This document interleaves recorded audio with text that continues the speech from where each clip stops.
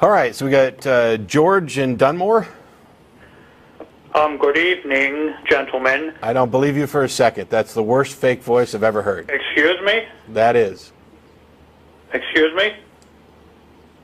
I said I don't believe you. Why? Because it's your good evening, gentlemen, sounded like it was off of a bad... Well, I'm sorry, sir, if it sounded that way. I'm sorry, we get a lot of prank calls. Go ahead. I happen to be a pastor and also a teacher, and it would appear that some of my 8th graders seem to have stumbled upon your TV show. And I have a bit of a beef with that. Okay. I have, in fact, this is more so for the listeners than it is for you gentlemen. I have some evidence that God truly exists. If you look at Psalm 19:1, the heavens declare that the glory of God, and the firmament shows his handiwork. And what that means is, you go outside, you look at the trees, you look at the sky, you look at the ocean, you look up at the stars and the moon, and there is construction put in there. That was designed. How do you know? It makes no sense that something so brilliant can just appear one day. It makes absolutely no sense whatsoever. Well, first of all, that's called an argument from ignorance fallacy. It's a logical fallacy. What you're actually stating is that it must be designed because you can't imagine that it could not be designed. An argument from ignorance. Yes, you don't know how it actually came about, and so you're asserting that therefore your claim that a God did it is the viable option. And there's a second fallacy here. You're only picking the stuff you seem to like, the beauty, quote, beauty of the stars and such. You haven't really talked about the parasites that are trying to get into your body. The parasites that are trying to get into your body. And eat your brain right now. They are all just as magnificent, even though they might be doing harm. They are also just as magnificent because they are there for a reason, sir. They are there to control a population so that the population of a species does not go crazy. Including humans? Including humans, of course. Very good. Yeah, That's a very good evolutionary argument. Thank you. So, no, it's not an evolutionary argument. Well, there is design behind that. Okay. How do you know? You can see it with your own eyes. All you need are eyes, and you can see the design is there. That's not how we recognize design. I'm sorry. You don't just point at something. That's how I recognize design. And that's why we don't believe the same thing, because you don't understand how we actually recognize design, and you just think that you look around and see it, and it is so. And unfortunately, that's not the way evidence works. So when you call in and say you have evidence for a God... I have evidence right here, Isaiah 40:18. No, sir. The Bible is not evidence for the existence of a God. The Bible is, in fact, evidence for the existence of a God. You don't believe it is evidence, but in fact, that's correct. There are people that do believe it is evidence. And those people are wrong. How do you know? Because the book cannot be evidence for the existence of a God. You need more than that to demonstrate. The book cannot be proof. Okay. But the book can be evidence. If you had some way of demonstrating that it was written by or inspired by... I do. Okay. Isaiah 40:18. To whom then will you liken God, or what likeness will you compare him with? That means, sir, that God is incomprehensible. You cannot understand the thinkings of a God or the actions of a God. Except for you, I'm assuming. No, I do not understand them myself. Then how can you believe in something you can't comprehend? Do you believe in the universe, sir? Yes. Do you comprehend everything about the universe? I don't have to comprehend everything about the universe. I don't have to comprehend everything about God. Yes, but the thing is, I have evidence for the existence of the universe. I have evidence for the existence of and God. my evidence is not just a book says so. Now, what is your evidence? Have you not... Are we not experiencing the universe and observing it directly together? Do you not agree with me that we observe the universe? Well, what you call the universe, sir, I call God. Oh, so your God is just the universe. Why, if we already have a name for it, why call it God? Because I believe it is a God. That's why I call it God. You believe the universe is a God? I believe that God created the universe. Well, no. That's two different things. You can't believe the universe is God and believe that God created the universe. I believe that God had part in the universe, in the creation of the universe. You certainly seem to have a whole lot of comprehensible things about this incomprehensible God, and yet they don't make any sense. Well, it isn't an incomprehensible God.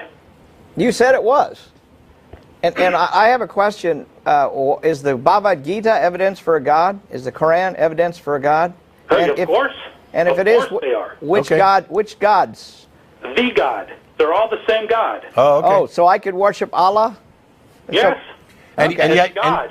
and so you think the universe is God? Why does I don't think the universe is God. You said you did a minute I ago. believe that God had part in creating the universe.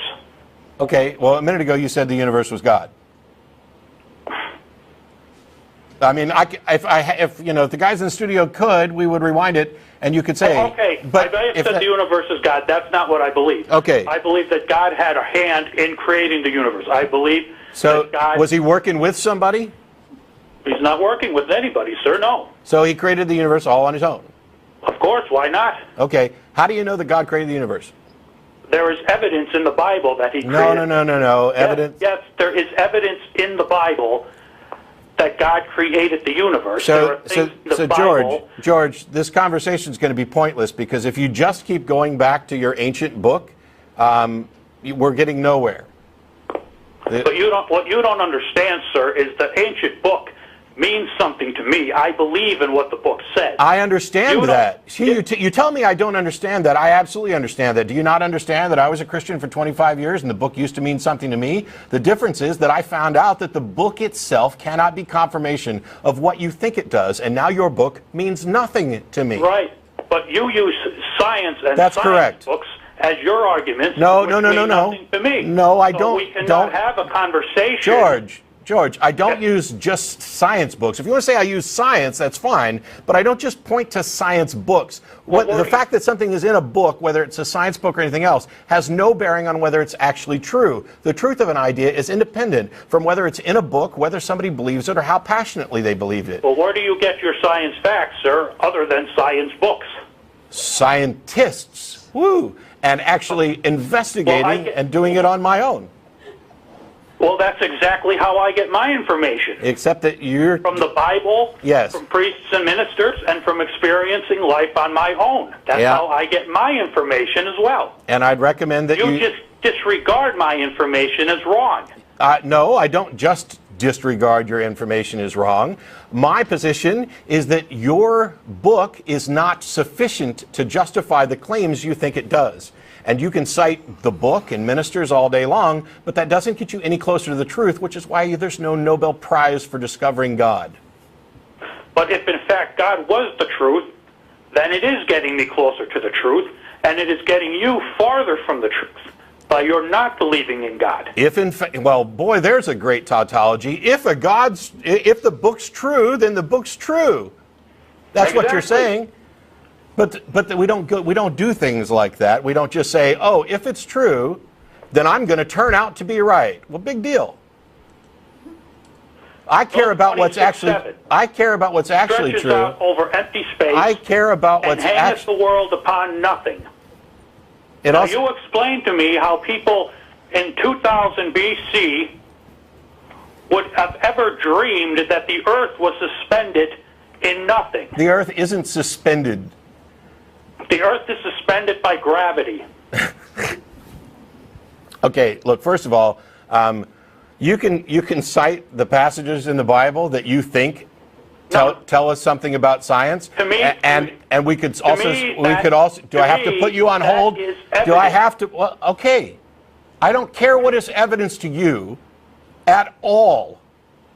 Well, I don't understand how we can have any kind of discussion if We can't. you disregard We can't. everything that We can't. You don't, then why do you have this show? Because I'm not always people talking, to call? George, because I'm not always talking to people like you who like a book and think that it tells them the truth. It is not- I also talk to people who care about rational conversation, about scientific evidence and rational discourse. To me, sir, this is a rational conversation. Then you think don't it is know. not Then you because don't know what rational is. Exactly. because you think that what I think is not rational. That's your yes. opinion. Well, no, it's not. That your thoughts No, are sir. not rational. No, sir. It's not just an opinion. There is. It is just an opinion because my opinion is different than that. George, if we had followed your logic and your opinion, which we did for 2,000 years, we would still be worshiping devils. We would still be thinking devils cause disease. We would think devils cause mental illness. We would try to cast demons out of people. Well, we now know... because that's just ignorance, sir.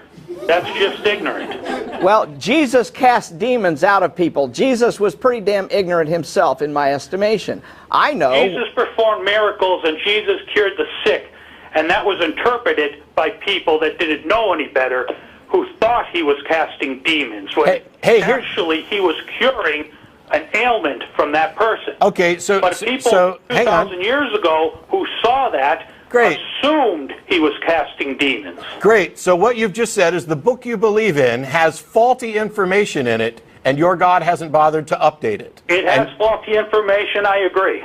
And your God hasn't bothered to update it, and yet you can somehow discern the truth from the fiction within it. What mechanism do you... Yes, I can, because I have a mind and I have a brain. Yes, and so do I, and so do all the other people who disagree with you, including people who are believers in the God. You realize there's thousands of denominations that adhere. Yes, I realize that, of course. And they disagree on all sorts of things, and yet you got it right. No, I don't got it right. Oh, okay. Thanks for calling. I hope those 8th graders continue to watch the show so that they can find out about what you think is rational, because this is not just a matter of opinion, okay? This is an entire branch of philosophy, epistemology, about how we go about determining whether or not a claim is reasonably and rationally justified. And extraordinary claims require extraordinary evidence. The fact that the claim that there is a God is an extraordinary claim, which requires more evidence than just pointing to an old book. That is simply not rational, not sufficient to the claim. Sorry, it's not just an opinion. There's more to life than that. Anyway, how are you? I'm having fun, are you? It's just, it's frustrating because if person A's thing is this old book and my belief in it is entirely rational and you're just relying on science, oh, well, then we're just appealing to our own individual authorities and opinions. No, we're actually not, because the things within science are testable, and independently verifiable. The beauty of what we just heard was of a devout person admitting his book is fallible. Yeah. And he can't tell us what parts are and what aren't based on any kind of objective. Well, he thinks he can, but not on objective. Right, he can, and he's trying to tell his 8th graders that they can too, if they just follow him. But if they just went down the street to the next church, the next guy would tell them a different set of those facts are true and not true. Yeah, so for all the 8th graders, the best question you can ask is, how do you know? How do you know? Because if you can't come up with some way of knowing, for example, well, we've actually looked at the evidence. Well, what do you mean by evidence? Well, Isaiah, blah, blah, blah. Okay, no, that's not, I mean, you can say that this is a piece of evidence that you're working with, but what are you actually doing? You're pointing to a book and saying, it says this, and look, it kind of actually maps to something in reality. Checkmate. No. You have no idea, even if it was actually correct, even if, let's say that instead of this, he hangs the earth in the sky. Let's say there was a passage in Isaiah that said, that described, perhaps in a poetic way, the germ theory of disease. Awesome information in there. It's correct. What does that tell us? How did those people know that? First of all, did they actually know it? Is this happenstance? Is this coincidence? Are we interpreting this in hindsight to view it this way? Or did they actually have an understanding of the germ theory of disease? And if they did have an understanding of the germ theory of disease, how in fact did they know this and understand it? This is exactly like him saying, oh, he hangs the earth in there and it suspends it from nothing. Gravity's not nothing, hate to tell you. But they get all this right. We don't know how they knew. You have to provide evidence of how they knew. Now, his belief, of course, is that they knew because God told them. But you can't demonstrate that. Maybe they knew because ancient aliens came and informed them. Yeah. Or maybe they had information and had to come by some of the same means that we have. and had some rudimentary understanding of some things, and then lost it.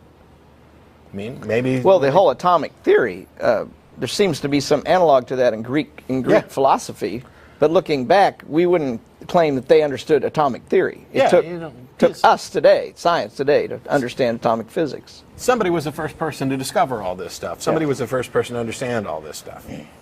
It's rationality is not just a matter of opinion. I don't know how else to explain that, because your view that it's all a matter of opinion puts us in the position where nobody can ever have a discussion about anything. My position is that once we agree on standards of evidence, we can actually begin to look at this. I'm sure glad my doctor wants to agree on standards of evidence. Yeah. When it's doing diagnosis on my body. Yeah. And this fellow that just called in probably wants his doctor to have a standard of evidence that would be a hell of a lot higher than his standard of evidence around his own book. Yeah, you know, hey, sorry you got that cancer thing. It's my opinion that instead of chemotherapy, you should eat jelly beans. And pray some more. Just as valid as yours, isn't it? Isn't it all just opinion? Isn't it all just relative?